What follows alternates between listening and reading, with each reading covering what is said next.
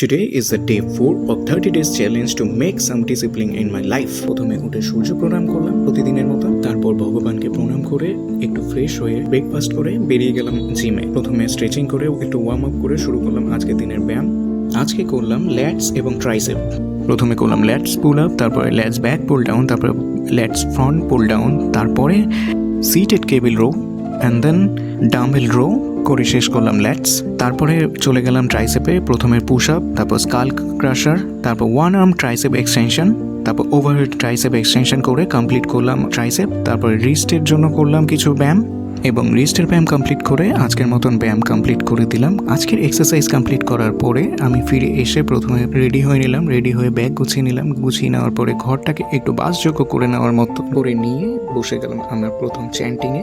প্রথমে চ্যান্টিং করলাম, তারপরে গুরু প্রণাম করে নিলাম, হনুমান চালিসা পড়ে নিলাম। পড়ে নেওয়ার পরে আজকে গ্র্যাটিটিউড নোট ডাউন করার পরে রেডি হয়ে বেরিয়ে গেলাম কাজে। অফিসে পৌঁছে আজকে প্রথমে সমস্ত অ্যাসাইন করা কাজগুলো কমপ্লিট করে নিলাম। কাজ কমপ্লিট করার পরে সন্ধ্যাবেলায় রওনা দিলাম নিজের বাড়ির দিকে। আজকে সকালবেলায় পড়তে পারিনি বলে এখন আমি একটু জায়গা করে দাঁড়িয়ে পড়েই নিলাম।